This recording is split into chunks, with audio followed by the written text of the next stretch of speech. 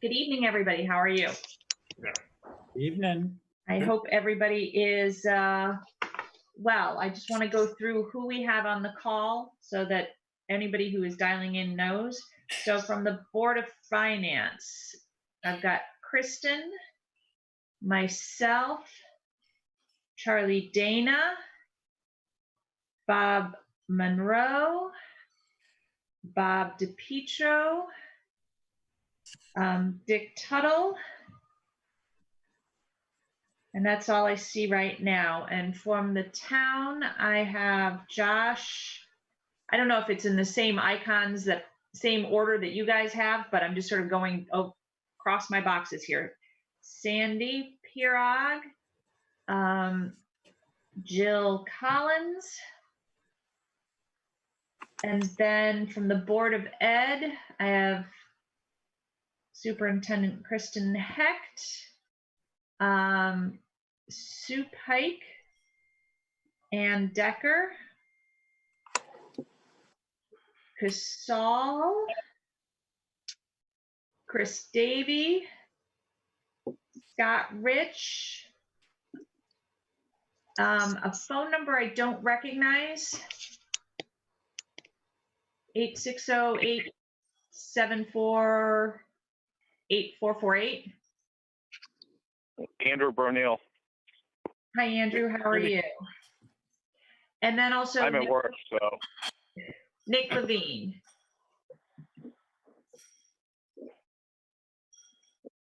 Okay, very good. Just quick question, Josh. If somebody dials in from the public, do they also show up on my screen here or not? Yes, they will show up on your screen. As most of these people have dialed in, so too can members of the public. However, they will only show up as a call-in. We are not allowing members of the public to video in. Okay. No, I just wanted to check. So, okay. Second item on the agenda, public participation. And this is where we have traditionally gotten the update from Sandy and Kristen as to COVID-19 executive order changes, other news. Take it away, Sandy. Okay.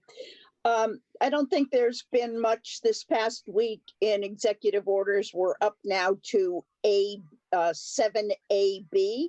So we've already gone through the entire alphabet. The last two have been items that affect mostly Board of Assessment appeals and other nursing homes and things of that nature. So nothing along those lines that would affect Bolton. Today, the bond commission did meet. They did approve the $200,000 we were expecting for town aid road funds. In addition, they also approved, and I don't have those numbers in front of me, the municipal aid, grants and aid for municipal projects and the LoCIP grant. So we've been told that those will probably be in our bank accounts in 7 to 10 days. So Great. That is some very positive news. Josh, did I miss anything? Sorry, I tried to find the unmute button fast. No, you hit on everything pretty well. More or less, we're in a holding pattern, and more information will continue to come out, but not quite as quickly as it was at the beginning. Great. Kristen Heck, do you have anything to add? Well, yes, if I could, please. Good evening, everybody. So we received a Q&A in regards to Executive Order 7R, which speaks directly about bus transportation companies and payment to said companies, along with a variety of other things. But we received that Q&A from the Commissioner of Education's office. I am working with our attorney to address the various aspects of the Q&A that we received in regards to working with the bus company to come to some sort of an agreement. We are not there yet.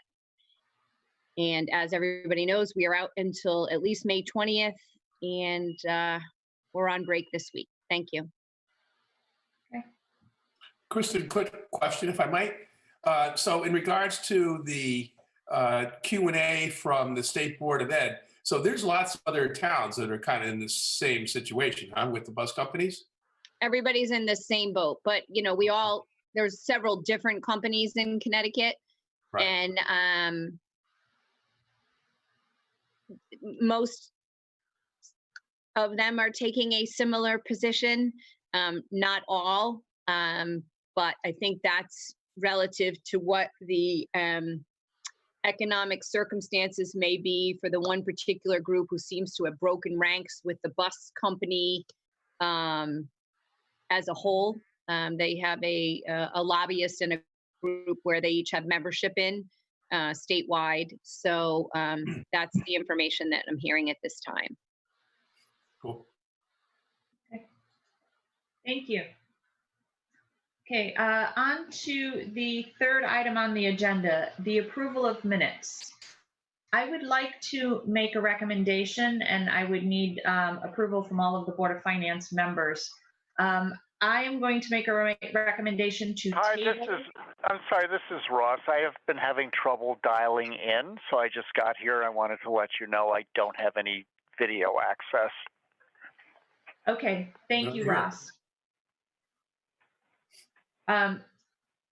So what I'd like to propose is that we table reviewing and approving the minutes. If we were to go through each one, it'd probably take us about 10 minutes per meeting, maybe more. There are 5 of them. We would spend an hour on approving minutes, and I think we're better suited to get to the meat of this meeting and push the approval of minutes to our next agenda. Can I have Bob DiPietro? I move to table the minutes until next time. Seconded. So Bob DiPietro made the motion, Bob Monroe seconded. I'm going to take vote by roll call. Kristen Gorley. Aye. Charlie Dana. After having read all the minutes, aye. Bob Monroe. Aye. Bob DiPietro. Aye. Dick Tuttle. Dick? Dick, if you're responding, you're muted. Okay, Ross Lally. I am fine with the change, aye. Okay. So that Point of order. yes. For some reason, my computer wasn't giving me the microphone. Aye.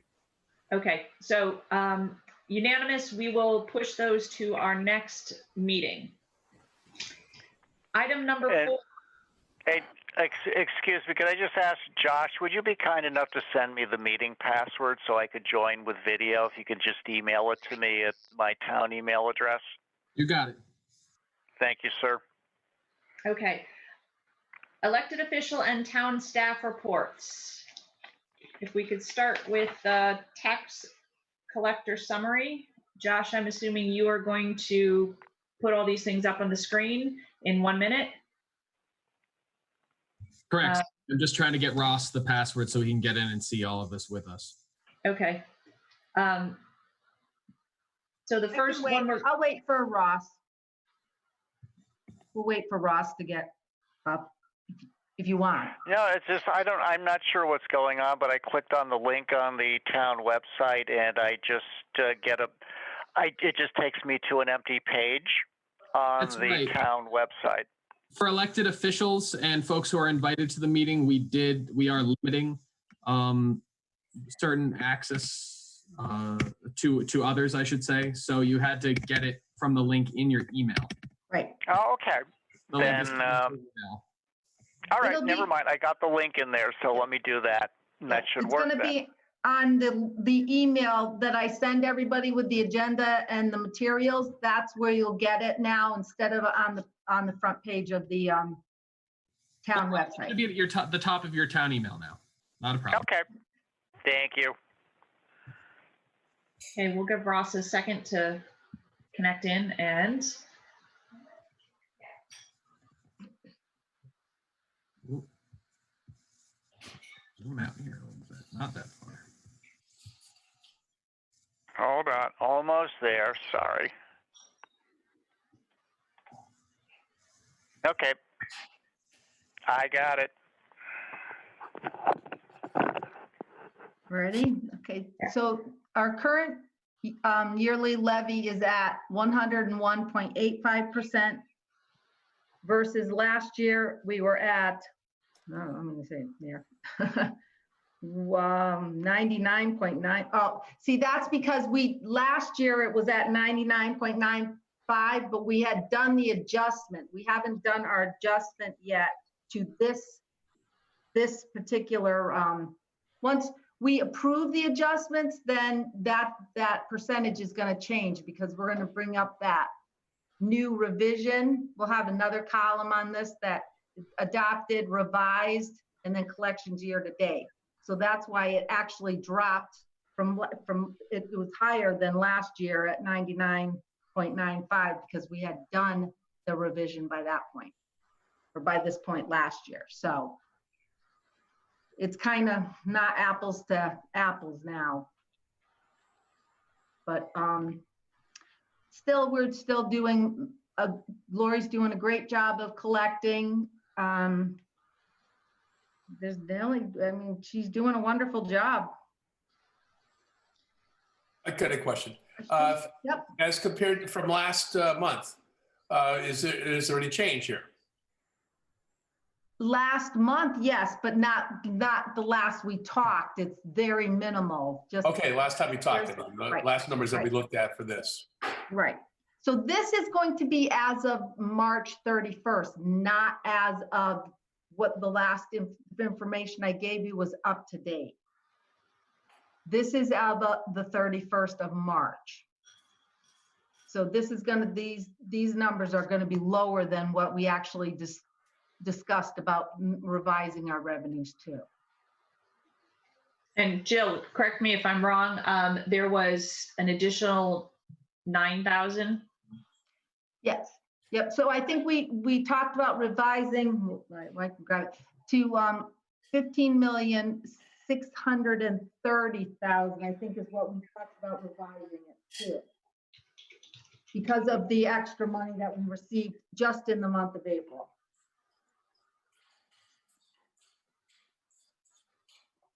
Right. Oops, sorry. Okay. Are there any questions for Jill on the tax collector report? I'm going to restate my question.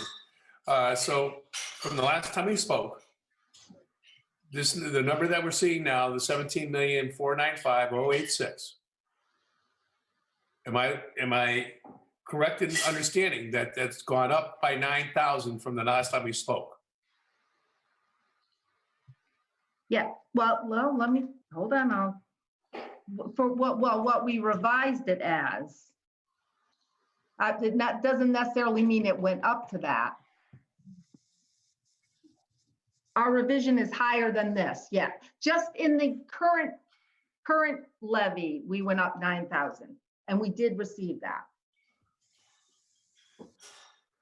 Does that help? If I understood what you just said correctly, then you're saying there will be there could be additional upward revisions? No. This does not take into consideration the revisions we've already talked about. What we already talked about still stands. So I guess this is Ross. My question would be, did what you already talk about get included in what we're looking at now, or no? No, this is just through March 31st. This is just to the end of March 31st. So a monthly report. Point in time. So this is as of March 31st. And when the documents that we've been looking at, when we've added in some of that additional revenue, that is current. So this is point in time, 2 weeks ago.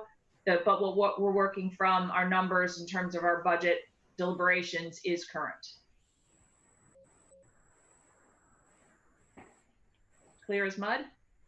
You got to remember, this is our monthly meeting where I give you as of the end of the last prior month. So this Yep. isn't what we are revising it to. Okay. Close enough, I guess, for government work. So to speak.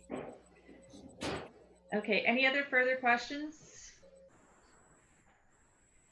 Then Josh, can you bring up the next document? Which I think is the revenue report. Yes.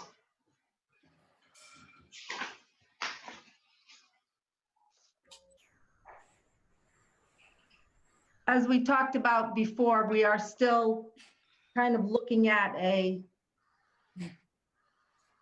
we're still kind of looking at maybe well, I know we're not going to have the revenue that we originally would have had this whole virus thing not happen. Things have slowed down substantially. But again, this is as of the end of March. This is as of March 31st.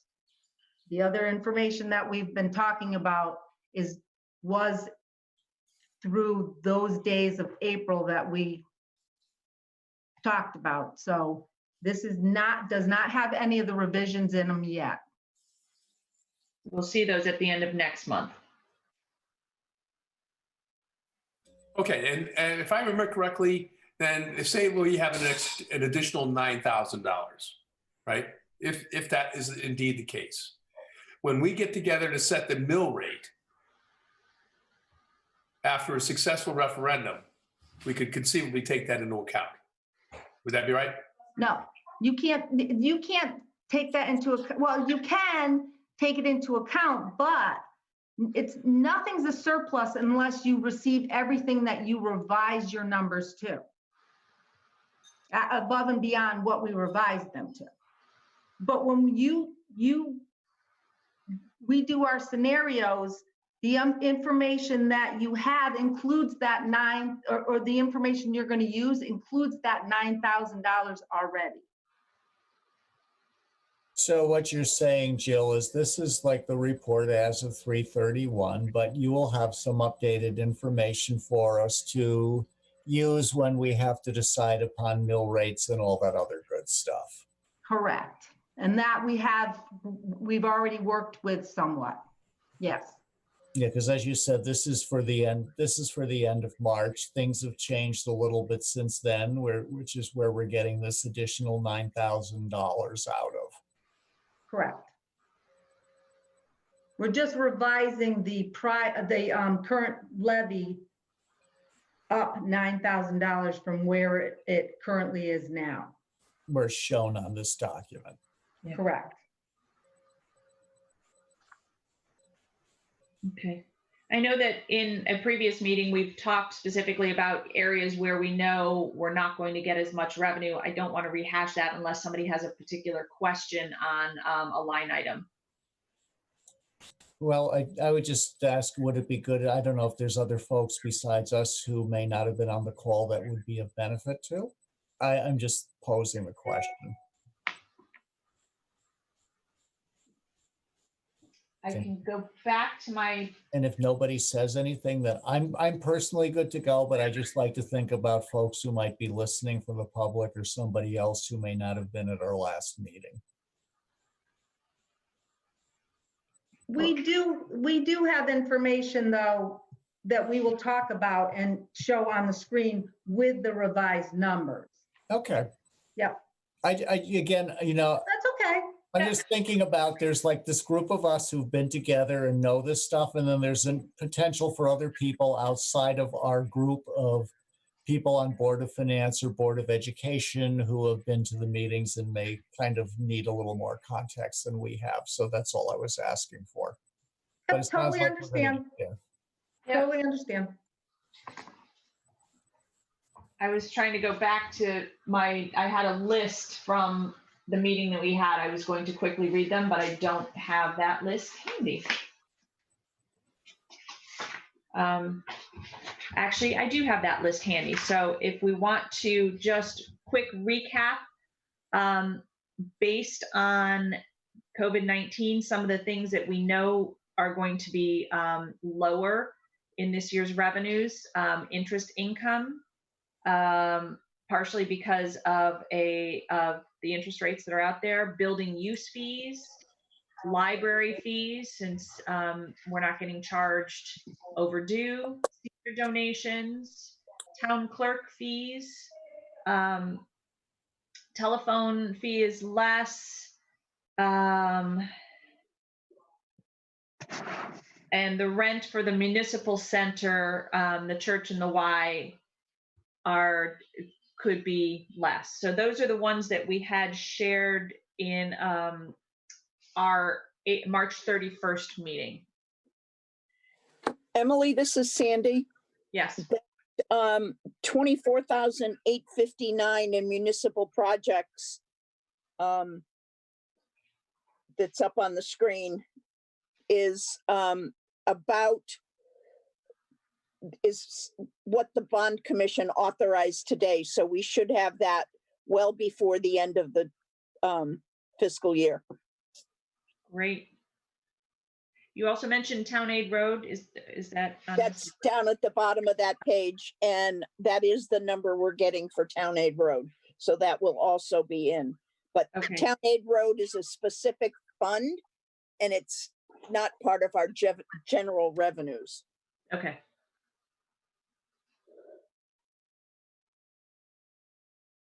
So basically, there's certain sources of town revenue that will be going down, and also because the state is going to be collecting less in sales tax and income tax and such, we can expect things to go down, contributions from the state to go down as well. I think that is a good summary, Ross. Okay, just wanted to make sure I was getting it. Okay. Any other questions on the revenues as of March 31st? Okay, next.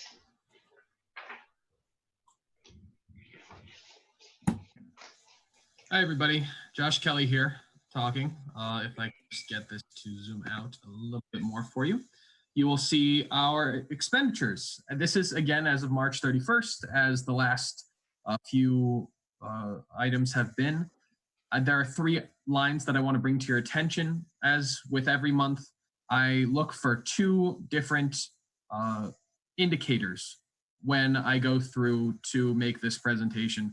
The first is that I'm hoping, and my goal is for all of our different lines to be at or under, in this case, 75%, given the fact that we're 3/4 of the way through the year. My goal is to try and have everything as close to being 3/4 expensed or less. And then also trying to see how we're trending. There are some lines, for example, much like our auditing line, where obviously we have to expend a certain amount once that bill comes due, but that might be very much in line with when we when we pay that bill in past years. Sometimes it's not.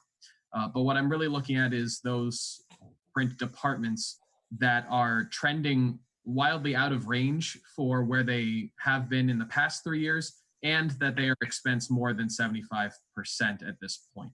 The three that fall into that category as of right now are data processing, fire commission, and conservation. Fire commission should be no surprise to anybody on this board. We've discussed it ad nauseum. I'm happy to answer any questions if you have them.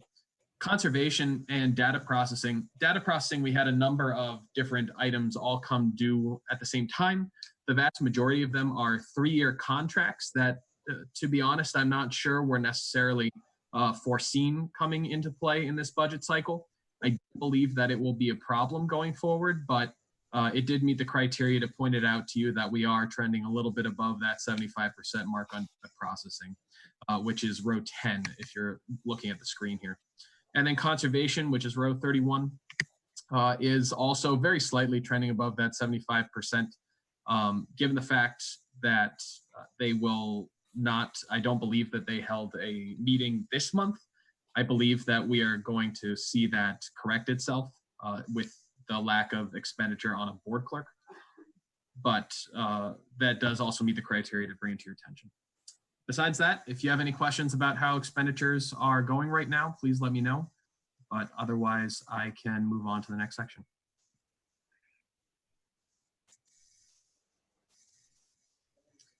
Okay, hearing nothing. We can talk about some transfers that were made. There were several that were made at just this past Board of Selectmen meeting on April 7th. And those largely were to correct different payroll lines. And I can get into more or less detail depending on how quickly you'd like me to move and how many questions you have. For example, in the administration line, we had a deficiency in the other payroll line due to the fact that a health insurance waiver that wasn't expected came out of that line. We have plenty of money left over in the payroll line because of a vacancy we've had in the office. So there was a transfer made from payroll to other payroll.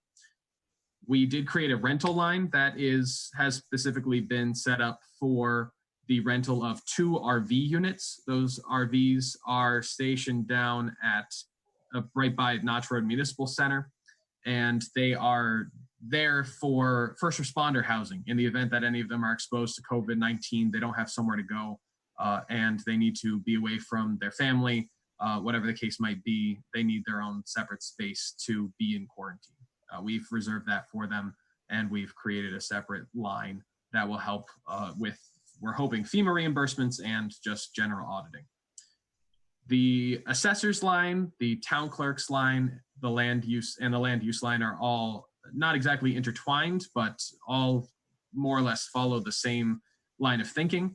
We had 2 different members of our staff move from part-time to full-time, meaning that we had funds that went from being needed in the other payroll lines in the town clerk and land use departments to being needed in the full payroll line. Transfers were made, and as part of that whole transition, or as part of a number of transitions that occurred in town hall this year, we did move away from having a year-round part-time assistant in the tax collection office, and that moved to having the assistant to the assessor continuing to help out a little bit more, or helping out more than they have in the past with tax collection. So you'll also see that the assessor's line has been credited an amount from the other payroll assessing line and the other payroll tax collection line to help compensate the individual in that position for their additional duties that they're covering right now. The library line, honestly, that was just an oversight in the budgeting process last year. We've corrected it. It was only $288 that needed to be moved from other payroll to regular full payroll. And senior and social services, as you all know, and as Sandy and I have been saying since the beginning of the COVID crisis, we are already working to make sure that our budget this year is going to its most useful places, and we're trying to be as resourceful as possible. And part of that effort started in April and may very well continue in the future if necessary.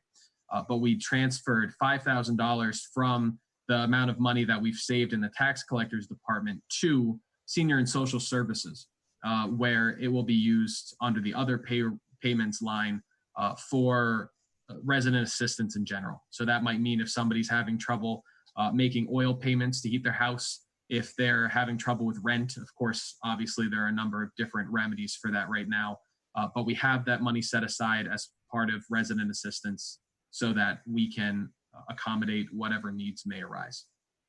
And that covers town transfers. Thank you, Josh.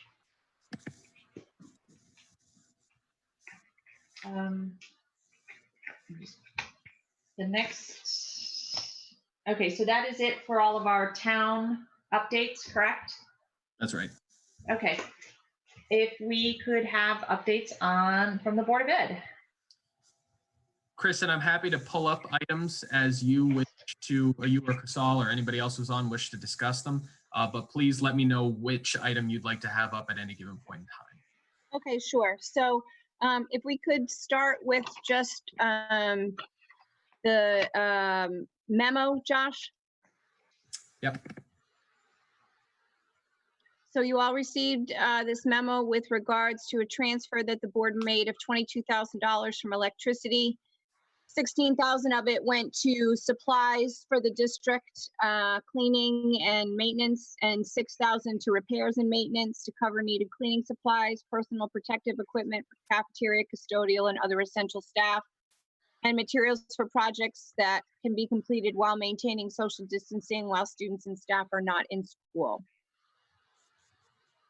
And then, Josh, if you could go to the report commentary for fiscal 2020. Would that be Board of Ed budget status? Yeah, go ahead. Yeah, let's go there. Oh, sorry, this is the FY19. You're looking for FY20, huh? Yes, please. Here we go. Thank you.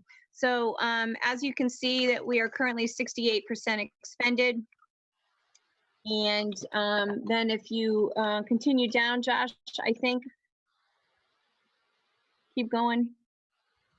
There we go. There is our budget status updates for you at this time. And then the last piece are our transfers, which we're trying out some new transfer listings. This is our second try at a different way of doing things. We borrowed from Jill because we really liked what she had done. And the board seemed good with this, so we're gonna try this out for a few months and see if this works for everybody. But all of the components of transfers are there for you to see.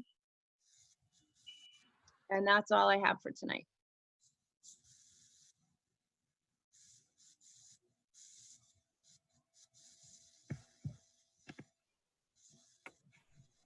Does anybody have any questions for Kristen specifically on the fiscal year 2020 or the transfers? Nope.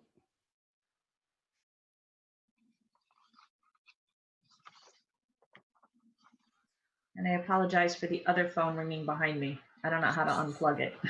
So I just made a discovery right now, and that is when you hit the space bar, it only unmutes you in certain views. So I guess I was going to ask Kristen if she's tracking, if she's reporting transfers in the line items of the choice budget. No. And why is that?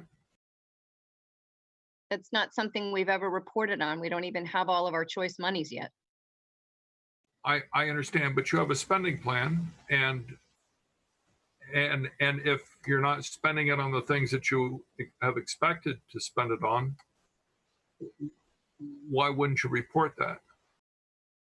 I would have to talk to the board about that, Dick. That's not something we have ever reported on. It's not something I've ever been asked to report on, and it would be up to the Board of Ed to determine whether or not they want that. I understand, but in terms of transparency, it really needs to be reported on. Again, that would be up to the Board of Ed. Most of them are on this call, so they've heard my position on this. So this is Ross speaking. To follow up on what Bob was saying, how much are we talking about?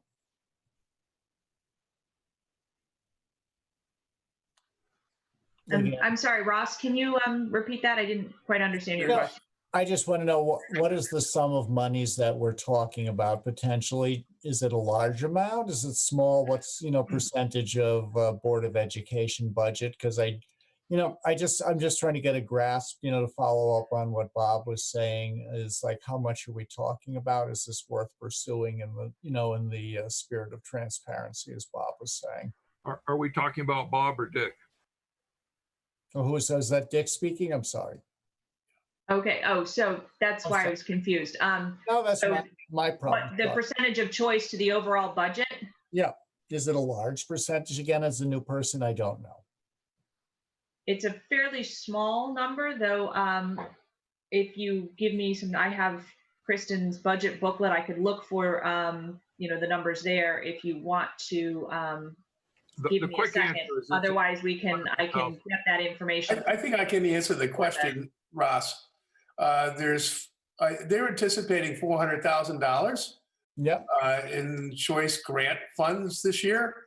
And Kristen had already provided some detail to what they had spent out of their balance from last year. I believe I'm correct in what I'm saying. The reason I have an interest in this is it affects the regular budget because you're spending on things related to education. Okay, so if you're changing your spending plans or you decided to do something different, it affects what's going on in the regular budget. Well, so those funds that come in from choice are offset things that are on the expenditures list in the Board of Ed budget. So those items, so it's a revenue expense offset. So we get $400,000 in choice grants, and it's $400,000 worth of expenses that are being paid by that, or are being used to pay for those things. So the Board of Ed budget that is presented to us already has that netted out. So and thus if there's a change that we need to know about it. Unless there's a change, but right now the choice funds, as we get it from the state, the numbers have not changed as far as I know from what you've explained to me, Kristen. That we've given those numbers have been given to us, and those are the numbers that we're getting right now. So obviously, if you don't get those funds, I would think that you would probably raise the red flag, because now you're not getting money that you expected to get in. So the total cost of education is higher, but because we get the choice money and a couple of other grants to offset that, the ask to the town is lower because of those grants. Because we're able to offset those some of those expenses with those revenues that come through those grants. Did I represent that correctly, Kristen? Oh, you're muted. Yes. Okay. We'll So in talk terms offline of- about this, Emily. I'm sorry, pardon? I said we'll talk offline about this. Okay. Anything else from the end of March report for Board of Education? Emily, I just had one thing to say about the choice money, and correct me if I'm wrong on this, Kristen. The money can be carried over from year to year, but the money that we get, we can't just use for whatever we want. It has to be for choice purposes, correct? The choice, so there's two different pots of money that come as a result of choice. We separate it out in this way. So there's the choice funds, which statutorily come directly to the Board of Ed, and the board can determine how they want to spend those monies. And there are pieces of it absolutely that need to support directly to choice students, but overall things as well that appropriately support choice students as well as all students. So there's that pot of money. And then there's the chef grant that we received based on the number of choice students we had in the previous year. That has very, very specific parameters that has to be accepted and approved by the chef person at the State Department of Education. And there are very specific parameters and percentages in different parameters that we're allowed to spend. And that bucket of money, if you will, was cut a few years ago by about $120,000. So we only receive about, I want to say it's around $50,000, $55,000 a year now. We used to receive a lot more. And we spend countless hours writing for that money. Mhm. and revisions and whatnot that the state requires. And I think a lot of that is driven by the Chef B. O'Neill settlement. Thank you. Is there a third pot? Don't you get incentive grants as well? That depends. It depends on how many kindergarten children we have. It depends on if they have funds available each year for the incentives. And that is also divided by the number of communities that may qualify for certain incentives. So we are never clear, and we never know whether or not we're receiving incentives or not. A check shows up and we get notified that we received it. We don't even get notified if we're not getting any incentives. And the incentives are, you know, like extra money per student in kindergarten, or for having a certain percentage of students at each school that may have exceeded the year before. And I want to say it's around $16,000 to $20,000. Casal, correct me if I'm wrong on that.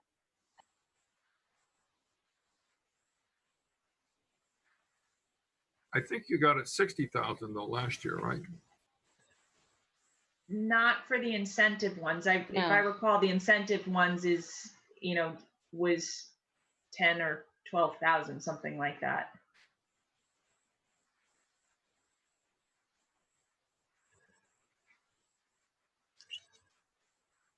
Okay. And Kristen, I apologize. I just saw that your hand was raised and I didn't see it. Anybody else have a question on the Board of Ed update? Okay. Hearing none, then I would like to move to the next item on the agenda. Discussion of next year's revenues and expenditures, really the meat of what we want to try to get done today. Okay, the first thing that I wanted to do was just do a little bit of a level set to for everybody. And if you give me a second, or actually Josh, it might be easier if you just brought up the document changes to proposed budget through budget deliberations, that document.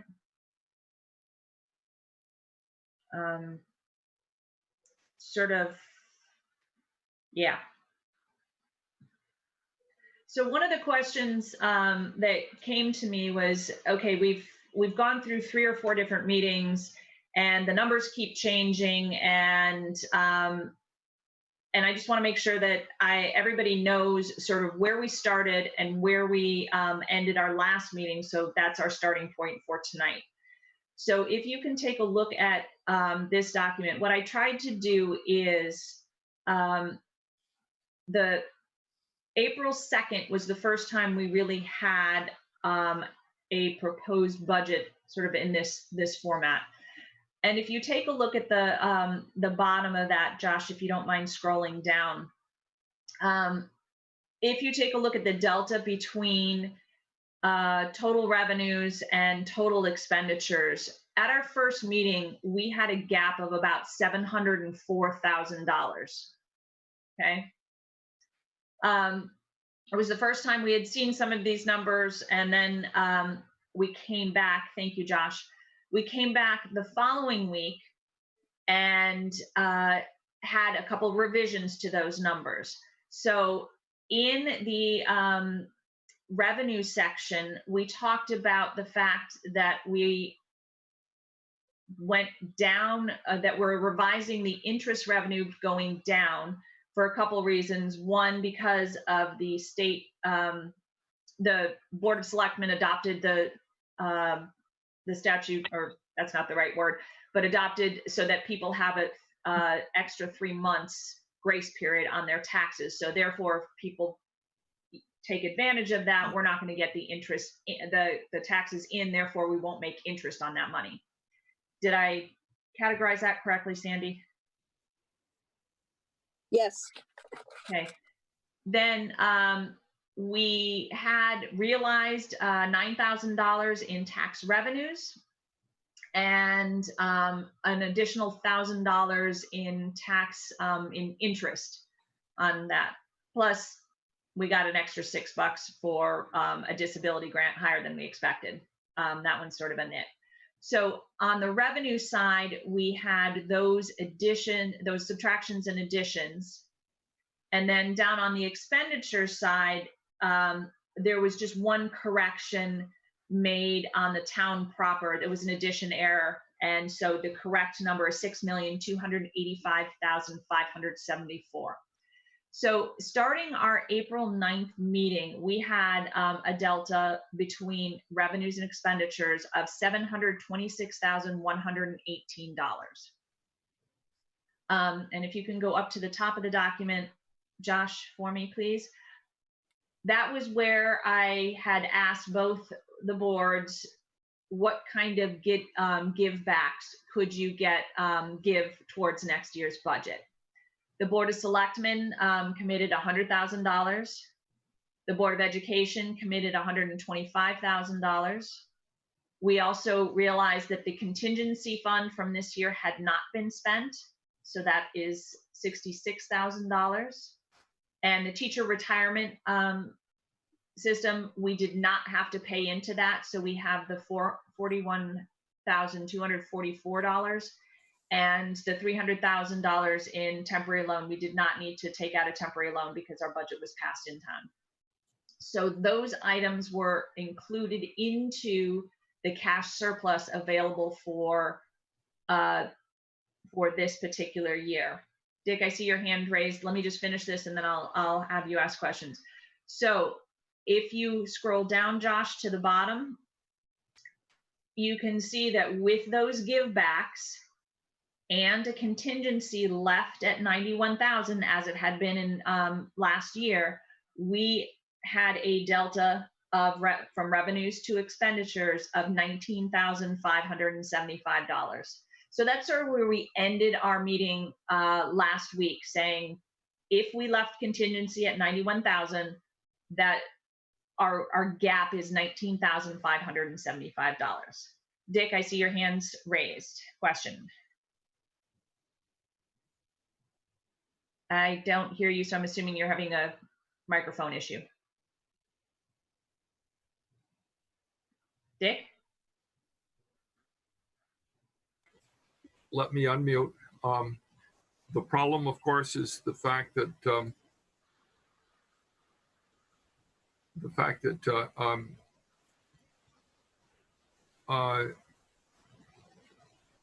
when you press the space bar, it only works in certain views. It doesn't work in all views. Ah, okay. What is your question? Let me get up the right. I have the actual documents up, and I need to get them up again. After that flurry of opening things up. So go to the top, the left hand. Cash surplus available for appropriation starts out at $1,280,000, right? How did we get there? I understand that the two budgets, both the town and the Board of Ed, underran at the end of the previous fiscal year. So that's a certain amount of money, but where did the rest of it come from? So Jill, oops, sorry, I'm trying to bring up the, Dick, that's a number straight out of the audit.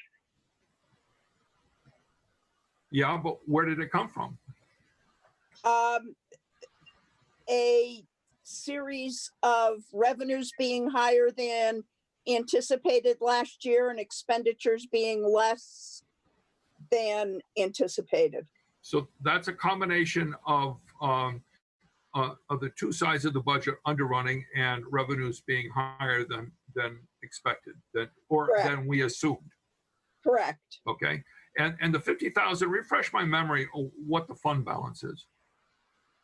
The fund is a designated contribution to the rainy day fund, which brings to a point that I wanted to bring out to you, that our rainy day fund right now is about 1.6 million plus.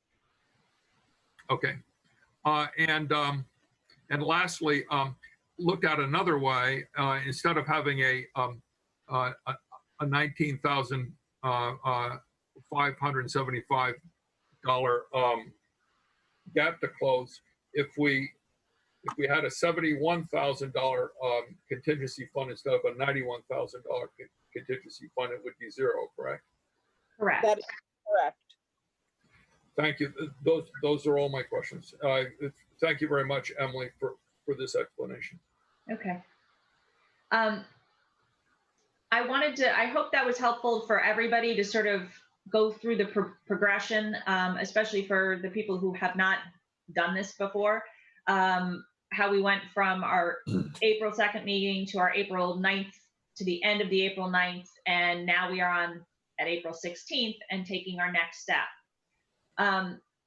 What I would like to do is, one of the things that we talked about at the end of our last meeting was the level of contingency. We had always just used the 91,000 because that's what we had in the budget last year. So everything we've been working through just left that number the same.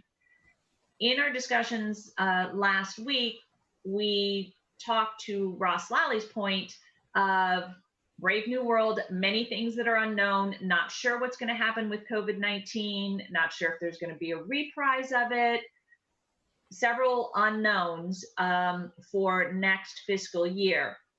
And Kristen was kind enough to share some of the comments that from the Board of Ed meeting on some of the things that she saw if we had another round of this, what could be some of the impacts to the budget that was put in front of us.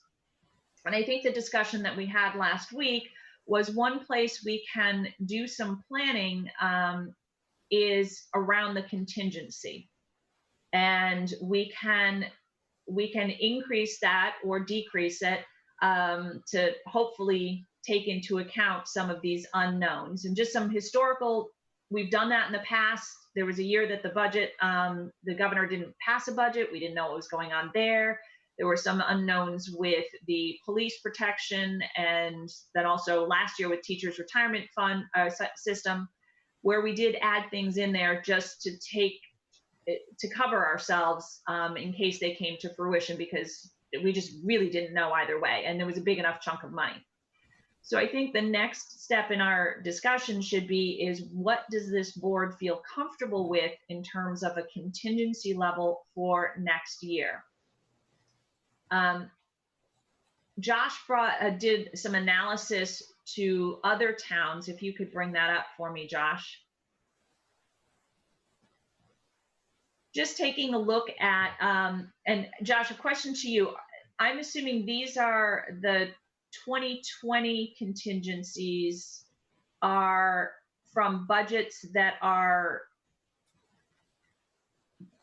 current year. So the That's sort of correct. 1920. That's correct. It would be very hard to determine right now what way various boards of finance, boards of selectmen, town councils, et cetera, are leaning in terms of this year's budget. I can imagine, and I'm sure that you'll all take into account that these contingencies will likely rise for most of these communities, much like we're considering right now. But I want to help to place Bolton in the greater context of towns that are both near us, that have similar sized budgets, populations, and also towns that have higher bond ratings than we do, so that you can get a sense of what might be normal, and then from there decide on a higher, comfortably higher appropriation. Okay, so if you take a look at Bolton, which is the third line up from the bottom, for last fiscal year, our $91,000 contingency was 0.41% of our budget. And if you compare that to Marlborough, very close. Let's see, we also have, so Marlborough is physically very close. Columbia is also physically close, but it's slightly different bond rating. And you look at some of the other towns as a very small contingency. So if you look at the majority, last year we were sort of right in the ballpark with some of our neighboring towns. And to Josh's point, I think everybody's going to be having this discussion, and I would assume some of those percentages might be higher if we were to do this analysis next year. Dick, you have a question? Oh, I'm sorry. I forgot to bring my hand down, but I do. So perhaps someone could explain the bond rating system here. AA3 is poorer than AA2, which is poorer than AAA. Is that correct? That's right. So if you see anything with a lowercase a in it, you're looking at a Moody's bond rating. If you're looking at uppercase, you're looking at an S&P bond rating. AA1 is the equivalent of a AA plus in Moody's, is equivalent of a AA plus in S&P. AA2 is a AA, and AA3 is a AA minus. So those are the equivalencies. So And our Josh- bond rating is worse than Columbia's. That is correct, yes. Okay. Yep. And again, this is Ross speaking. I'm looking at this and I think this is interesting information, but it really doesn't give much financial and business context for each of these towns with which to compare ourselves. Mhm. It really is just saying that if you look at towns with this many people and this budget, this is kind of the distribution of contingencies, but really doesn't give us much insight into the, the background for the reasons they chose these contingency amounts. Correct. We have no idea why they put these contingencies in place. I mean, obviously we had specific reasons as to why we made it 91,000. Yep. I mean, we know why we did what we did, but we don't know the context for the other folks. Right. The other thing that I want, that I thought was interesting and sort of important to think about as we're talking about our contingency, several years ago, and Bob Monroe, maybe you can help me with when that was, we had a situation where we increased our contingency considerably because of some serious unknowns with the state budget. And when it came around for the time for us to be re-rated, the fact that we had done that was actually looked on very favorably. And so our bond rating remained high because they realized that we were being fiscally responsible and trying to take into account some of these serious unknowns. And so that helped us since we did go out to bond for something that year. And it did help us when we do that. So something else to think about as we're talking through our contingency and planning for the big unknown of next year. Dick, is your hand newly up or did it not go down? My apologies. Okay.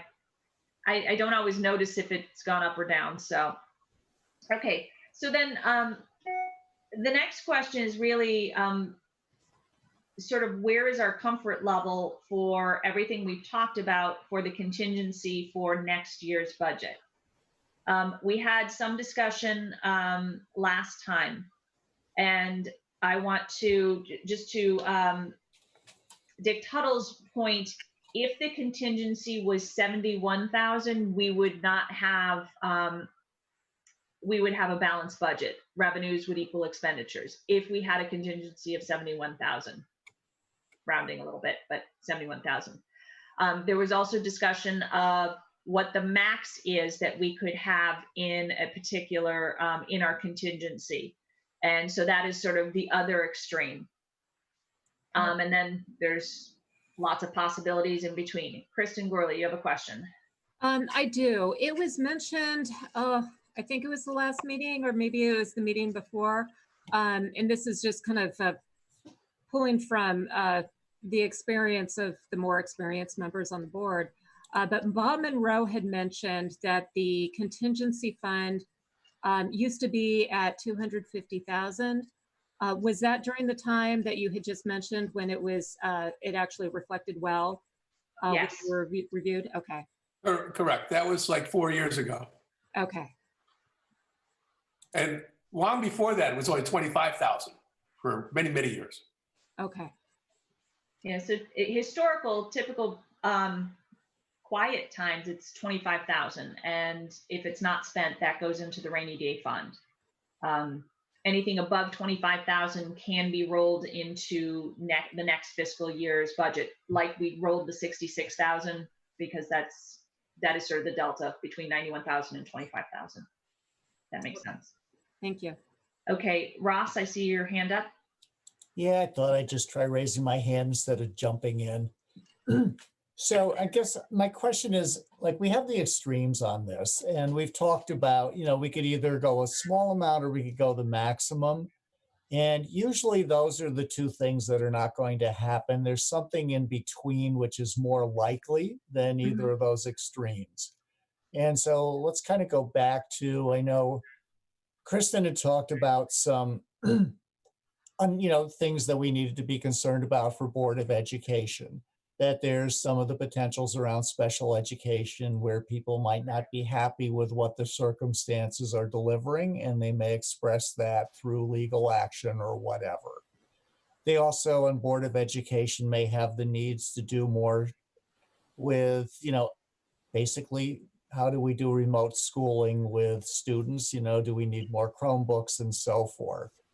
And, I'm just thinking on the expense side. And then, we're looking at, well, geez, people are going to be out of work. They're going to need some more help, perhaps with the, payments for utilities, food, and, just the basics of living. So we have that on the expense side. And then we look at, the revenue side where the state is going to be giving us less money. And we're also looking at the potential for perhaps, if not a loss in tax revenue ourselves, so much as a deferral because of some of the forgiveness we're going to give people about having to pay taxes on time. So there's the potential for some cash flow challenges, perhaps. So I don't know what the answer is, but I would like to think of what, is the wisdom of this board is, what do we think is most likely going to happen? I don't think we need, I think Sandy, you had said it was 2% was our limit, the top end of the budget, something in that. 2% of expenditures. Okay, 2% of expenditures. I don't know if we need to go that high, but I also don't know if we want to go as low as, 25,000. So I don't know if we need to go as high as like that 2% of expenditures, but I have the feeling that it might be prudent to do something, a little bit more than 91,000, but I'm really not sure of what the number is. So I'm going to defer to the group on this to get, our thoughts on this. It's just like a challenge. I don't know what the right answer is. I know the right answer is not at either of the extremes. And so that leaves kind of a broad area in the middle for us to, work together and come to some sort of agreement on. Right. And that's sort of what I was hoping to get through tonight. This discussion is, what is that comfort level? Emily, it's Jill. Jill, yes. This would probably be a good time to also talk about what we talked about being other problems that we may face. And I know Kristen Hecht and Casal and I all know that, and Kristen has talked to you about it, about people coming onto our insurance because their spouses have lost their coverage. Another part, we've had a huge amount of unemployment claims coming through. Yes. That are large. So good point. Point of information. Yes. Point of information. So 2% of spending is the upper limit. What is that then? 340,000 or something? Josh, do you mind if you unscreen share and I share a screen? Give me 1 second. Okay. If you, I think I found, if you look, okay, that's a really awful circle. I apologize. That number there 454,271 is the max we could do with the contingency. So that is the 2%. If you wanted to just pure numbers, if that was our contingency and there were no cuts, it would translate to a mill rate of 39.80. I am awful at drawing. I apologize. So just as a point of information, Ross, you had said, it's probably not the lowest, probably not the highest. This is the highest it's there. Now I just have to figure out how to erase those things. So if we wanted to have, let's say, 250,000 in the contingency, and at 70,000, we have a balanced budget, then we would have to figure out how to get 180 then. Is that correct? Correct. Can I not switch between tabs in a worksheet, Josh, if I'm sharing? You can. You have to close out the annotations box that you just had up. That one? Well, we can't see it, so. Oh. But if it works now, then yes. Okay. Yeah, correct. If you think about it, if we raise the contingency to 250,000, really what's left to finance is about 180,000 if you do some rounding. Thank you. In this particular example, I'm just going to put my cursor on it because that's neater. With a contingency of $250,000, that translates to just a pure, just pure numbers, 39.34 mill rate. That's with no cuts. That's just a straight financing it all by taxes. Now, I'm not suggesting that that's what's going to happen. I just want to just give you a point of comparison of what's going on there. And we would have to make 180,000 in cuts, in reductions, to get that into contingency at a zero mill rate increase, correct? So yes, it would be approximately $180,000 in that we would, if you wanted a 0% increase in the mill rate. For example, 60,000 to the Board of Selectmen and 120 to the Board of Ed. Well, so first I want to make sure that we're all comfortable with what that contingency number is before we're talking about how we're going to finance it. So hold that thought, Dick, because we will get there. I was just doing some examples. Yes, exactly. So Yep. if you wanted a 0% increase, yes, you would split that $180,000 across the town and Board of Ed. Okay. I don't know who raised their hand next. So Kristen, you had a question? Yeah, so I mean, a couple of things. First off, would we need two motions for this? One, to agree to raise the contingency, and then the second, just, on that final amount that we decide? Yes, and how we would want to finance it if we're talking about making cuts or if we're talking about just a mill rate increase. You could do it all with one motion. Yeah.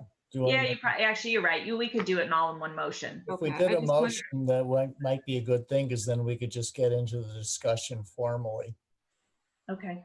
I just want to add, I know a couple people have their hands raised. So Charlie, I know your hand is raised. I just want to give you a chance to talk before we get there. Thank you.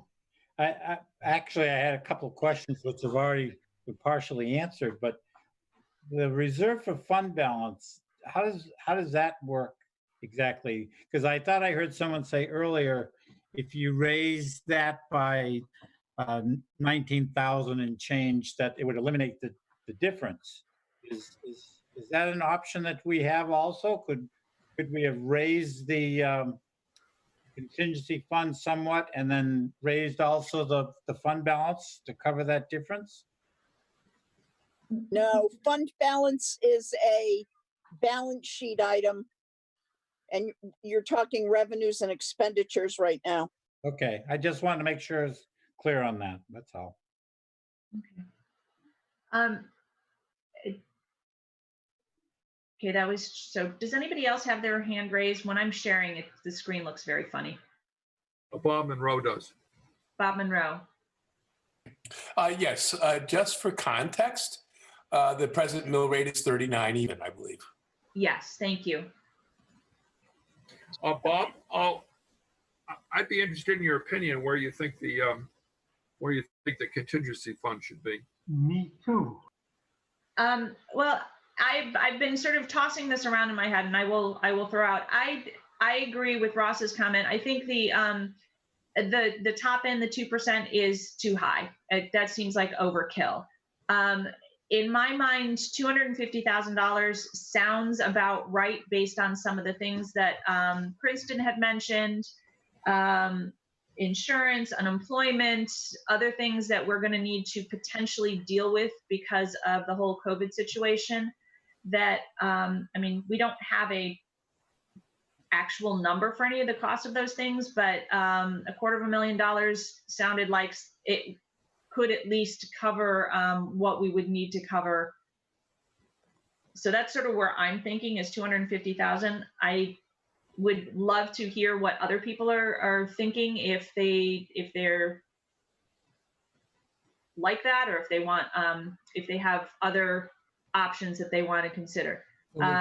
This is Ross. Would you entertain a motion? And then we can Yes. have formal discussion. Okay. So then I'll make a motion then to set our contingency at $250,000. I'll second that. Okay. So additional discussion on contingency to be set at $250,000. Dick Tuttle, I see a hand. Yeah, and Ross and the rest. I agree that this just seems to feel right. Let's put it that way. It's not going to cover the worst case scenario if all of those happen, but it is worth noting that we have a rainy day fund of 2.6 million, right? So there are other options if worst comes to worst. It's 1.6, Yeah. Sandy, can you, what is the rainy day? 1.6 million. 1.6 million. Oh, okay. Point still stands, I guess. Yeah. Thank you. I just wanted to make sure that we have the right number out there. Yeah, Yeah. that's good. Okay. And I think that's sort of like our stop loss in case this is not enough. So that's why I felt also that you don't need the full 2%. Okay. Bob And then Monroe. Oh, sorry. I put a lot of additional thought into this. The framework that I suggested in the last meeting, and I had to apologize to the chair. I was thinking out loud, and it was really kind of premature of me to say that. But I have thought more about it. I have typically been a supporter of a higher contingency fund, and especially given some of the uncertain times we've been in. This one, in some regards, to me, seems a little less volatile in reality. And at the same time, I had suggested in the last meeting, just to sum up what I was saying, I was suggesting a contingency fund, a return to the 250,000, and that in order for that to happen, we would need an additional $160,000 to go into the contingency fund above and beyond the 91,000 that's presently scheduled to be there. So we would have to come up with 160,000 plus that 19,000, or say, let's call it 20, $180,000. The framework that I suggested for that, which I've rethought since then, was as follows: that we establish the contingency at 250,000, and then come up with a combination of reductions in the asks from the two major boards, coupled with a slight increase in taxes to equal $180,000. As I reflected on this, and most importantly, some input I received from others that I wanted to seriously consider and have, I'm thinking that for the sake of the circumstances in regards to our taxpayers, that maybe we take just a little more risk than I was originally suggesting with the 250, and shoot for a contingency fund of 190,000. I'm sorry, 100, yeah, 180, 190,000, say 180. That would require $90,000 more than what we already have in there, the 91, plus the 20,000 that we would still have to support.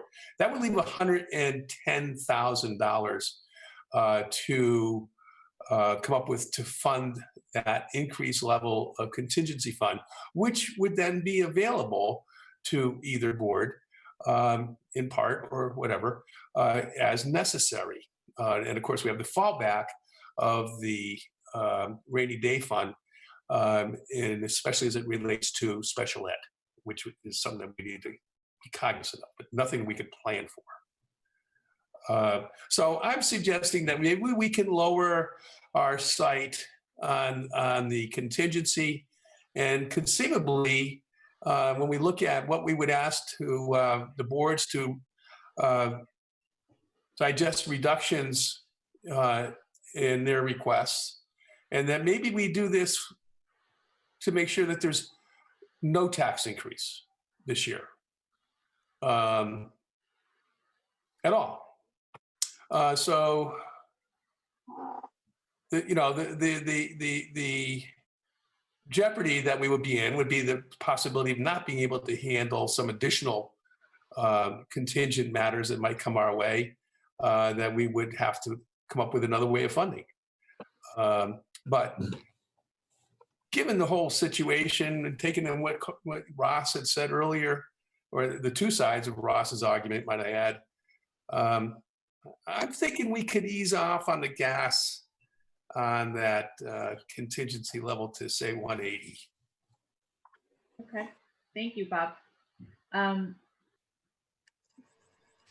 Let's see, I see two people with their hands raised, and I'm trying to scroll down to figure out who has. Ross, I see your hands up.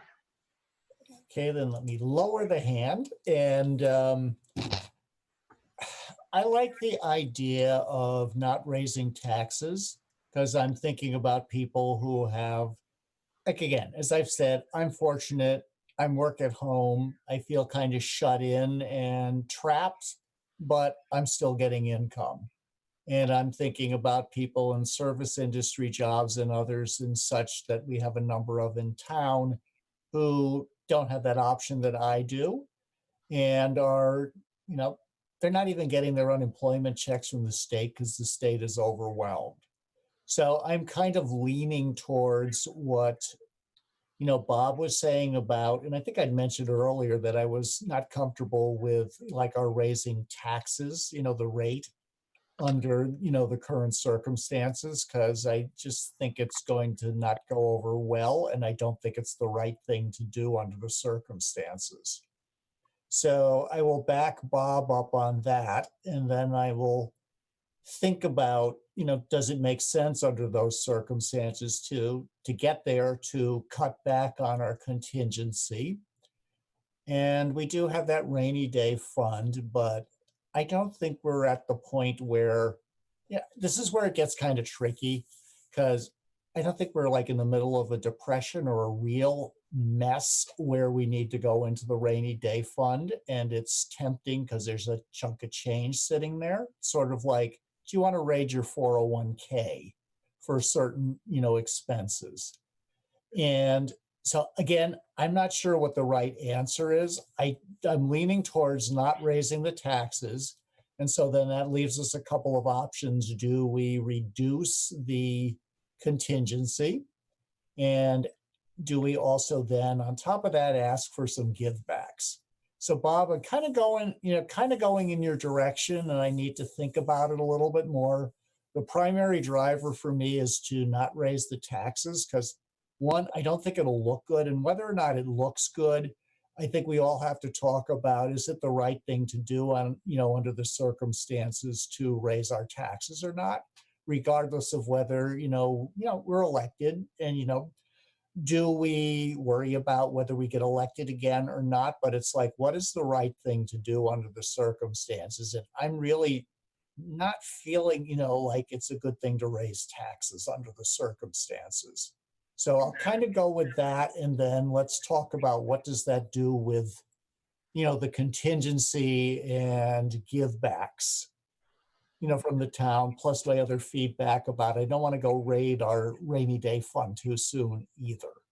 So I'll pause on that. Again, I don't know what the right answer is. I'm just kind of thinking out loud.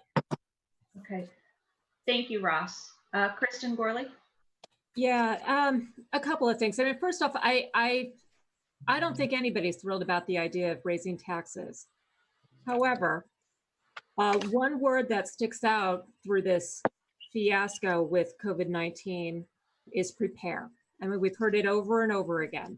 Well, if we were just prepared, we wouldn't have to get into a bidding war over medical supplies.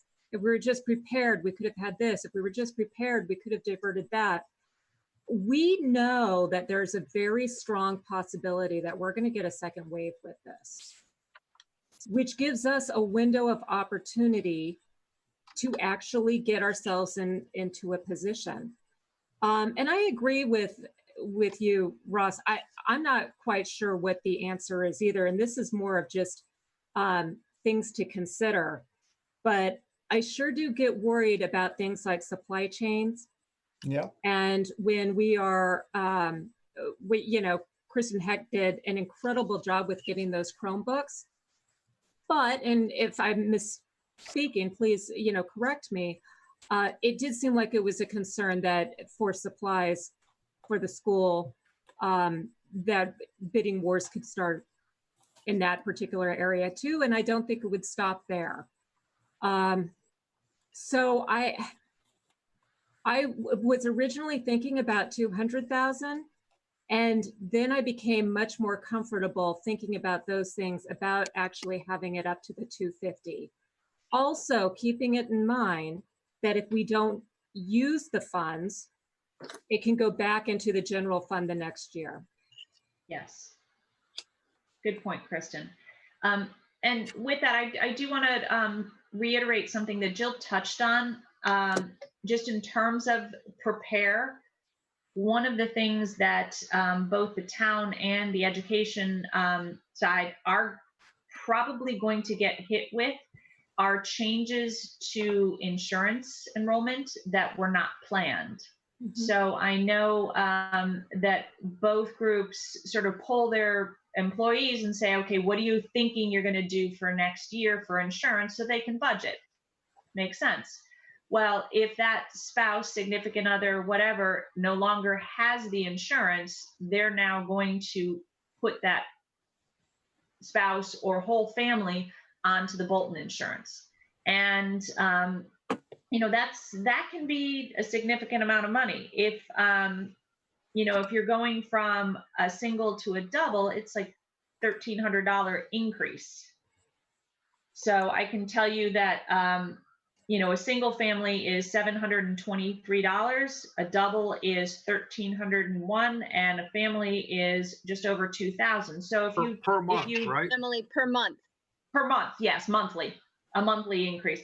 So, I mean, if you think about that, you're going to, that's true. I should give the yearly. Sorry, $8,600 for a single, $15,600 for double, and over $24,000 for a family. So you can see that if somebody goes from a single to a family, that's a large increase in funds there. And the second piece of that is the unemployment claims. So people who are filing for unemployment, we are going to get hit with those claims. Some of it is going to be in this fiscal year, which is going to hurt. Some of it will be in next fiscal year. And we do have a budget for that, but there's a possibility that we could, there's a very significant possibility that we will go over budget on that. So in terms of thinking through to prepare, as you had said, Kristen, those are two other things that we need to make sure that we're thinking about as potential hits that we can't quantify right now.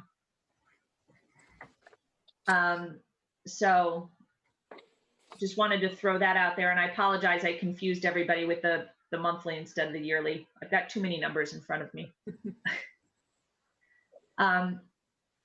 So right now we have a motion on the floor that has the contingency at $250,000.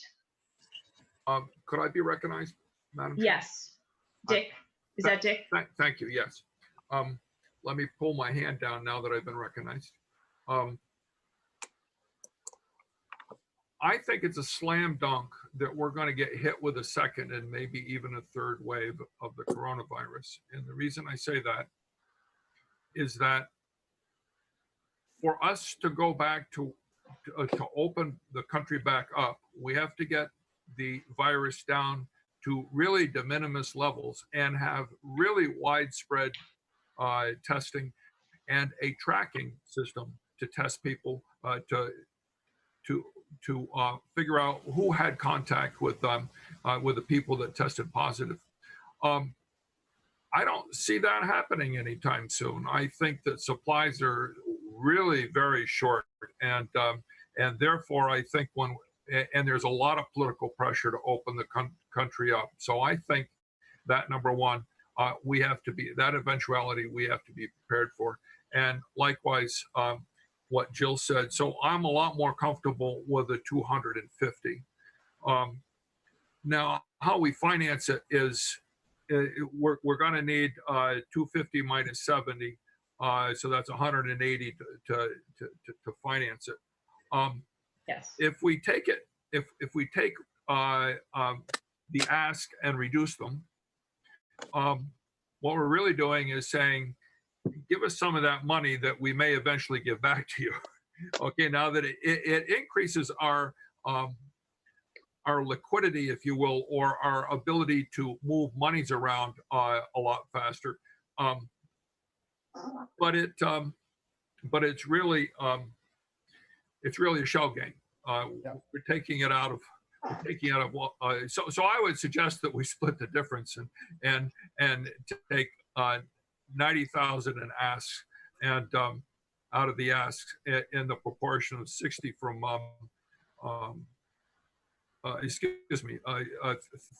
30 from the Board of Selectmen and 60 from the Board of Ed, and then the other 90 from a de minimis tax increase. Okay. Thank you, Dick. Ross? And if you like, I would be happy to make that motion. Well, we have a motion on the floor right now that just deals with the contingencies. We need the motion would amend that. I would be happy to make an amended motion.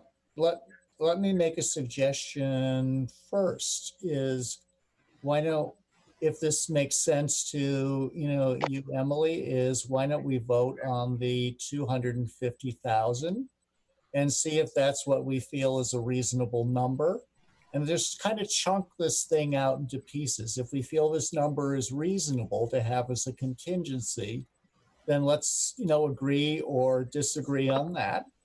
And if we agree on that, then let's have another discussion of like, how do we pay for that? Do we want to, bump up the mill rate? Do we want to do a cut, or do we want to do kind of split the difference with it? Because I think there's two steps to it, and I think it might be easier if we take it in steps, because it sounds like people are kind of settling in on the 250,000 being a good number, and then there's a separate discussion on how do you pay for it. Excellent point, by the way. Mm-hmm. Then to that point, Ross, I think we will continue with the motion that is currently on the floor of making the $250,000, the contingency $250,000. Ross, did you just re-raise your hand, or did you? No, I lowered my hand. I think somebody probably wants to call the motion or whatever at this point, so we can just vote on it. So, any further discussion? Hearing none, then I'm going to call for a vote on the motion to make the contingency fund $250,000. I'm going to do it by roll call, just going down my list here. Ross Lally. Aye. Dick Tuttle. Aye. Bob DiPietro, Aye. Bob Monroe, Nay. Charlie Dana, Nay. Kristen Gorley, Aye. Emily Bradley, aye. So we have 1, 2, 3, 4, 5 to 2. So the motion passes the contingency to be set at $250,000. Okay. The second part of the equation, as Ross indicated, is we need to now talk about how to finance that. We have sort of two choices. We can make cuts from the town side, cuts from the Board of Education side, or raising the mill rate, or some combination thereof.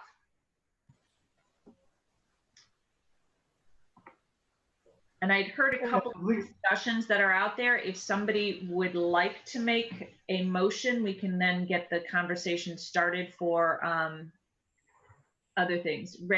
Dick, sorry. So just so that we're all on the same wavelength, how much is a tenth of a mill worth in revenue? 1 mil is 447,490.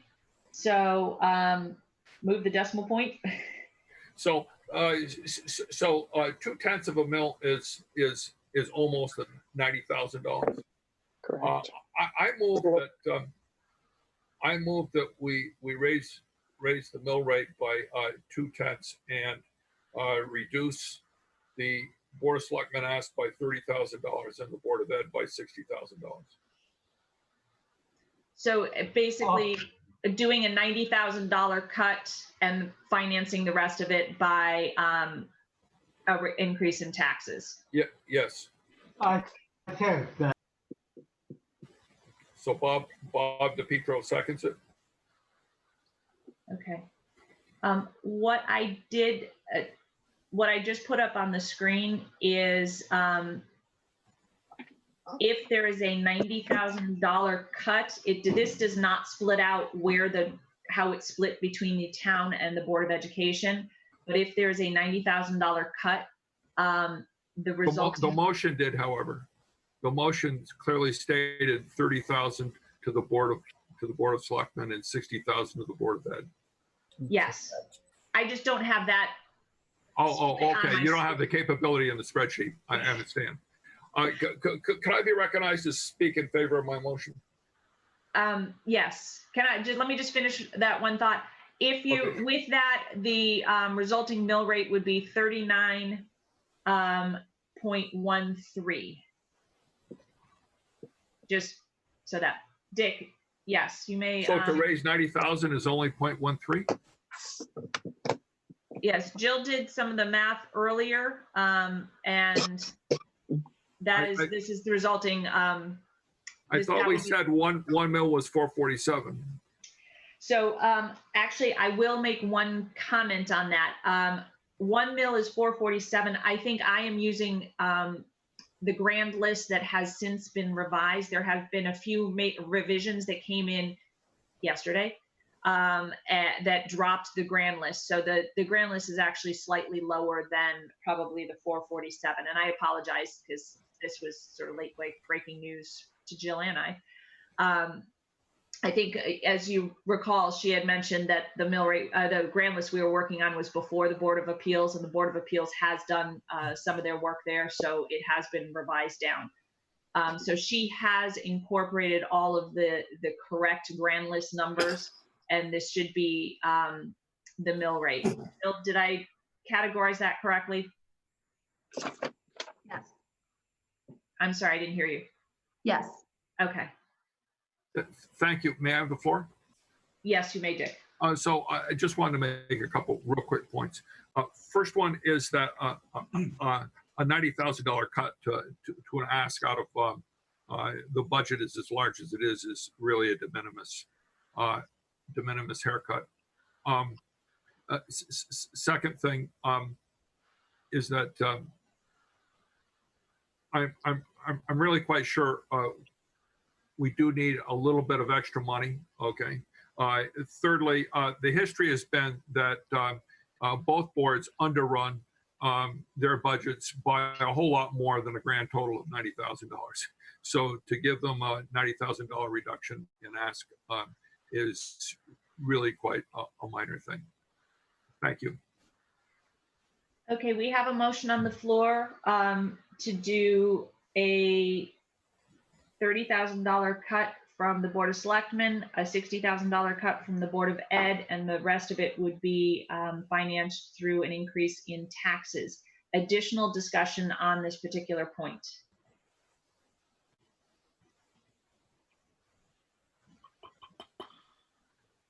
Giving everybody some time to think about it. I hear Bob Monroe and his thinking sounds, so. Yes, Bob Monroe. Yeah, I was mulling over what we've talked about here. I've made my reconsidered point already clear, I believe. So I'm good.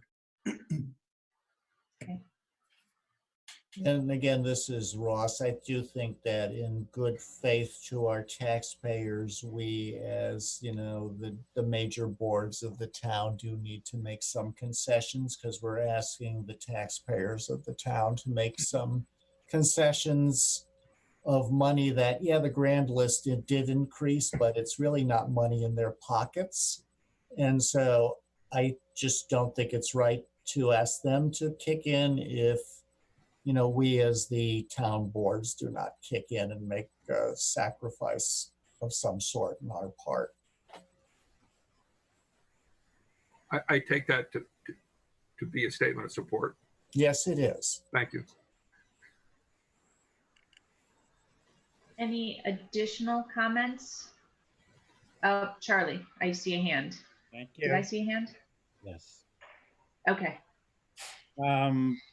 My thoughts on the matter, it's been mulling around with me for a while now. I had thought that both major boards had presented good budgets. And I was thinking that I wasn't seeing any places that we wouldn't be picking apart little things, even though there may be some overages or whatever it might be, adjustments are warranted. And I was also thinking about the taxpayer with the not raising of the mill rate either, but I do think this is a good compromise to have everything balance off a little bit of an increase, a little bit of a drop in the budget. And like Dick said, it's as part of the budget, that $90,000 reduction overall is minor, but it's good faith. We can show the town that we're operating in good faith as well as trying not to raise their taxes anomaly. So I kind of like the way that it's going, and I think I could live with this. Kristen Gorley, did you have your hand up? Yeah, I mean, and I agree with everything that Charlie just said, and the other board members. We're in a time where it takes a village, and pulling from having support from all aspects. I think that's how we're going to get through this.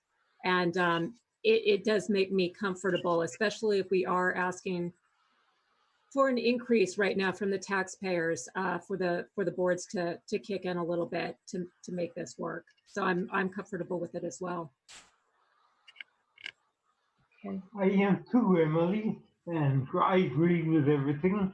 And I think that it's going to be a lot easier if a public meeting to talk and share what are right now. Yep. Because I think, again, this is Ross. I think with the good discussions that we've had, it sounds like we all understand the sacrifices that the public is making and that we are going to make as boards some sacrifices too, and that we can take that understanding to any town meeting that we have. And, it does set, the stage for that discussion with the public. Okay. Charlie. There's no right answer to this. It's really difficult. There's a moral component to this, an ethical component to it. There's a financial component to it, which, you know, is like, what are we doing to make sure that we get a good bond rating? Because that also is important to, you know, the town in order for the betterment for the town. So there's a lot of pieces to this, and it's not an easy thing. And just, you know, I just want to thank the board, because as a new person here, this has been a really good discussion for me to, you know, be part of. So I just, you know, just want to share that I'm really pleased by the way we've all worked together on this. Oh, thank you, Ross. Charlie, you have your hand up?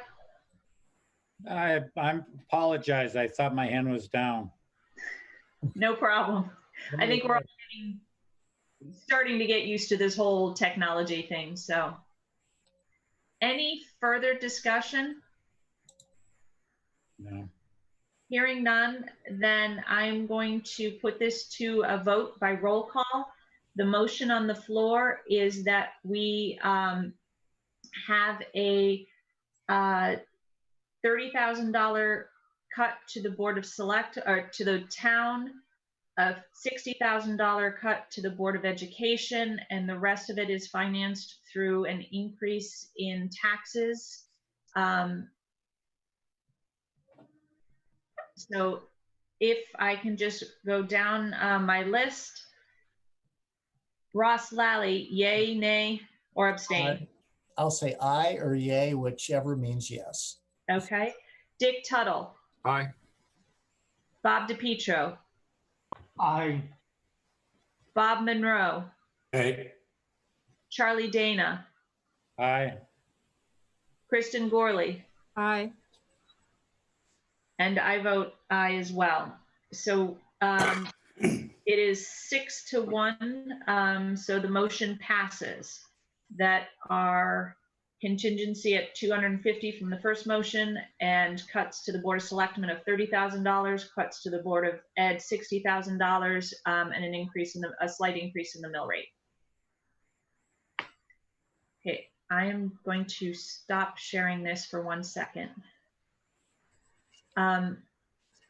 Now, correct me if I'm wrong, Jill. At this point, I need one final motion, and I need to get to my email to find my email. I apologize. To get the actual what you need to say. So we need a motion to bring a certain number to the public hearing. Correct, Jill? Correct. Okay. And what is that number now? Yeah, I know now. I'm looking for. It's 180 higher than it used to be. Okay. So give me 1 second. I've now pulled up the motion. So what I'm looking for is I make a motion to go to public hearing with the amount of X. And if you give me 1 second, I will go back to what X is. The 22,873,544. Okay, I was going to share my screen again, but I Yep, can't get back you to can, Zoom. yeah. Okay. Where's Zoom? Zoom, there we go. That's, Sandy, what's the audited number? I can, sorry, I don't have, It's 22,873,544.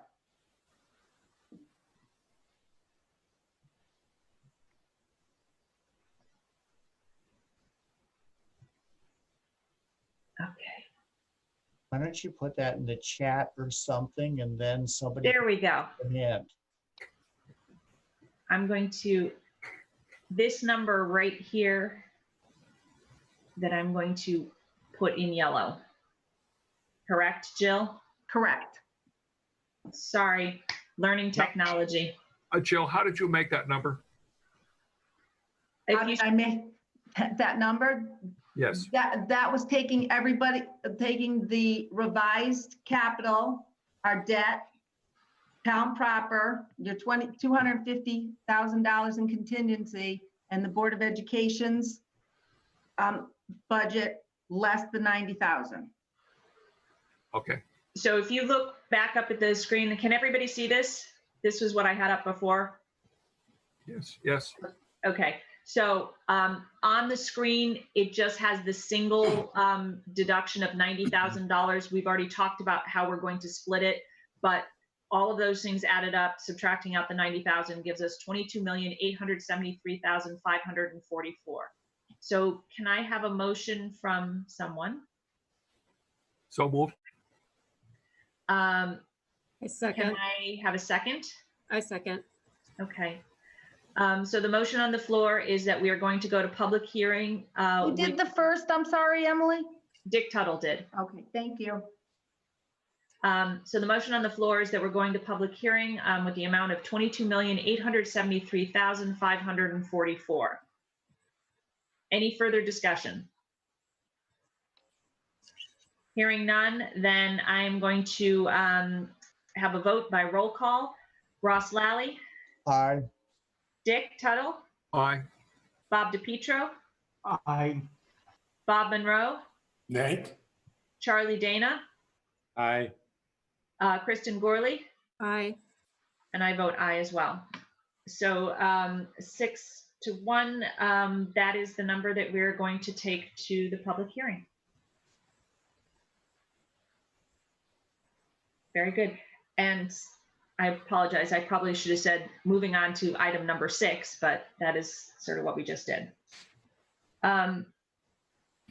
I want to, before we move to item number 7, I want to say thank you to everyone on the Board of Finance, the Board of Education, Board of Selectmen, town, everyone.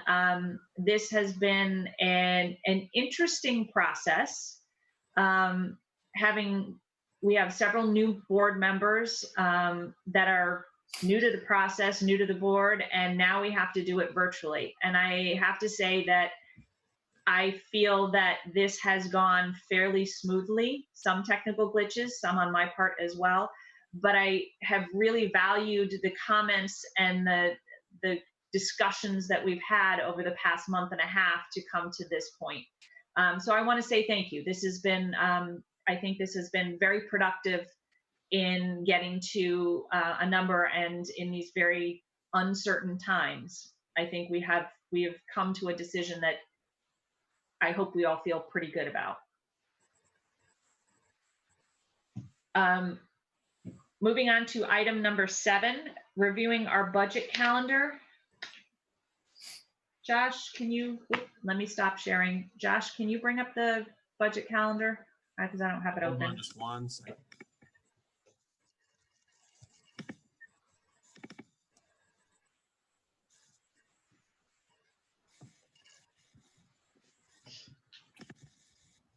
Okay. If we take a look at our budget calendar, the budget needs to be filed with the town clerk by the 22nd, which is next Wednesday, correct? Mm-hmm. Yes. So that is sort of the next thing that will be done. Jill and I will be, and Josh and anybody else who wants to help out, will be finalizing the document. If everybody recalls, it will have the financials as well as all the words at the back end of it. So Board of Selectmen and Board of Education, we would like to work with you to make sure that we've got the correct words to support what we've talked about and what's in your budgets. So if I could reach out to you, Jill and I could reach out to you to work on that over the next couple of days, that would be fantastic. I'm going to take silence as okay. Then our public hearing is on the 28th, which is a Tuesday, 7 p.m. It will be Zoomed, and we will, it will be open to the public. I hope that we have members from the public attend. And as we have done in the past, there will be a presentation of what our budget is, what it includes, what it doesn't include.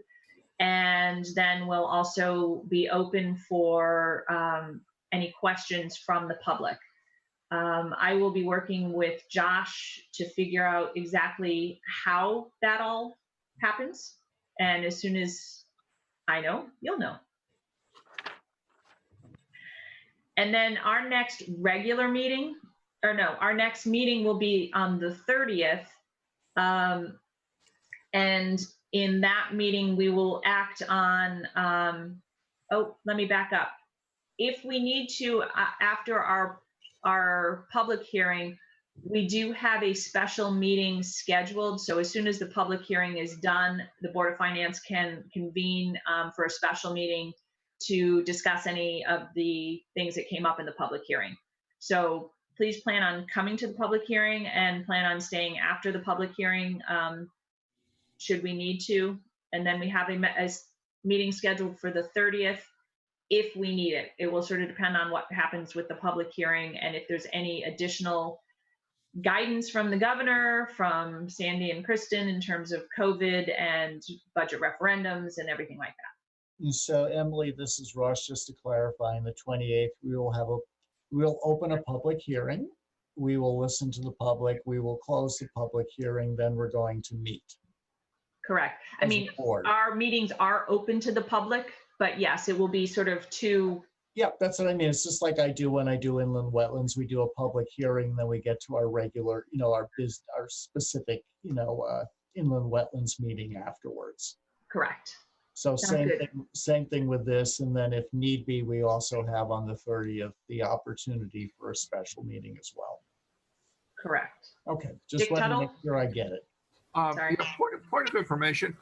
So where do we stand on needing a referendum or not needing a referendum? You're a mind reader. No change. Okay, so remind me where we were at. The Board of Selectmen has authorized the Board of Finance to be the deciding body on the budget as permitted by the governor's executive order. And I have to apologize because I don't remember which one. But we also, when we made the motion, the Board of Selectmen also said that should the waiver on gatherings of more than, should the gatherings of more than 5 people no longer be prohibited on May 12th, we will hold a referendum. And then otherwise, the Board of Finance would have to make a call. Correct. So you're saying we say that we're going to send this to referendum on May 12th, and if May 12th comes and there's still the referendum's been rescheduled to oh gosh, help me, Josh and Jill, the day was it May after 26th? Memorial Day? Yes, May 26th. Yes. Okay, but on May 12th, if the ban on public gatherings still exists, we meet and say that's it. We approve it. Actually, you could do that at your April 30th or even your April 28th meeting with a properly worded motion, and then we'll know whether or you could postpone that until May 12th. So it sounds like it would be a good thing perhaps to discuss either on the 28th or 30th as to what we want to do with a referendum. That's actually not your call. That's the call of the Board of Selectmen, and we will meet the first Tuesday in May. And decide. Correct. Okay, I'm just trying to understand, like Dick, is what the process is, because this is all new. It's all new to all of us, Ross. No, I'm not trying to put pressure. I'm just asking questions. I just don't understand what the new process is fully, so I'm not trying to like put you on the spot or anything. I'm just like clueless like the rest of us, and we're muddling through together to get to a consensus and an understanding of all the executive orders and so forth. And So you've all Sandy- been very patient. So I think we're going to have to write down the motion that somebody's going to have to make. And it's going to Yes. have to say, if there is no referendum, this is the approved budget going Yeah. and approved tax rate going forward. And actually, I think that might be a good, again, this is Ross Lally speaking. I think that might be a good thing to do at the public hearing as part of what we explain to the public, what the next steps are, that we ought to have this mapped out so that they understand what we are going to be doing and what the options are, depending on whether or not we can meet in large groups or whatever. Just so they don't feel that they've been left out of the process. Great suggestion, Ross. Just a point of information, it's Jill. The Board of Finance has to adopt a budget by May 10th per the charter. So it's before that 12th date. So you have to come up with a budget before you know whether we're going to go to referendum or not, though. So we will have the sentence that says this is what is going to referendum, with the additional verbiage that we will get from Sandy and whomever else, the powers that be, such that if we don't have a referendum, that it allows to be adopted. Yeah, Well, That's We're going to be have on a the budget on 10th, the though. 22nd. Yes. We're going to have a budget on the 22nd. No, Oh, no yeah. question about it. yeah, No, we- you have to adopt one to go to referendum by the 10th per the charter, which is before that 12th date. Yes, but we're going to do that on the 22nd of yeah, April. well, yeah, this again. No, this- no, you've only done it for the public hearing. You still have 28th, the opportunity to change it after. No, but the public hearing is wait a minute. Oh, sorry, the 28th. Correct. We're going to do it on the 28th because we'll adjourn, then we'll have a board meeting. Yeah, because So yes, we can do it on the 28th. Yeah, Well, again, yes, you can.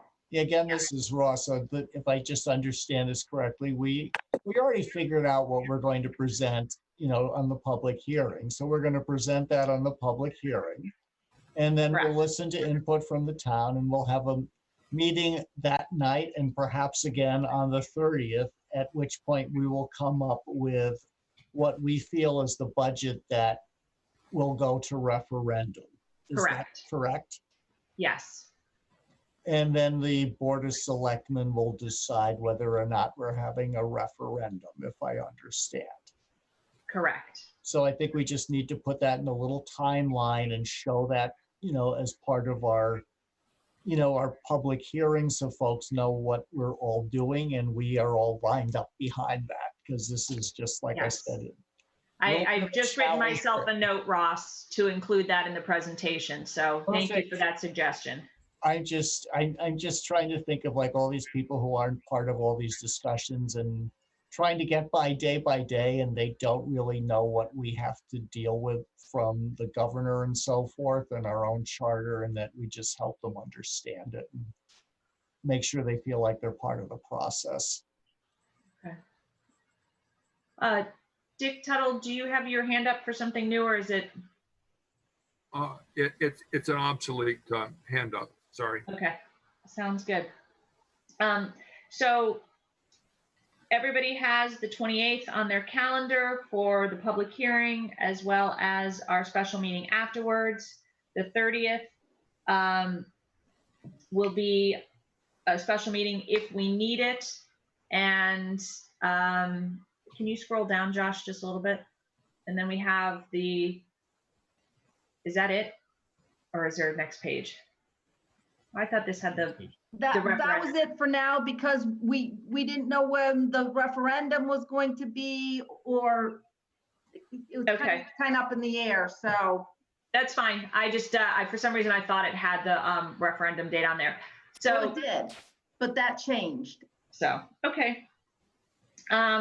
Any other questions on our next meeting dates and what we're going to be doing in those meetings? If anybody does have other things that think should be in the presentation to the public hearing, please shoot me an email. Ross, I loved your suggestion, sort of walking through this brave new process we have. if anybody does have anything, email me. I'm going to be working on that over the next several days. Are there any other questions or comments that people would like to make before I go to item number 8 on our agenda?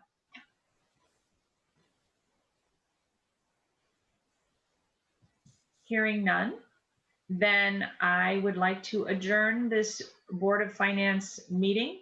Thanks everyone for your time, your effort, your patience, and I hope everybody stays healthy and safe, and we will be talking over the next couple of weeks. Thank you. No, thank you. Thank all. you. Stay safe, night. people. Good all.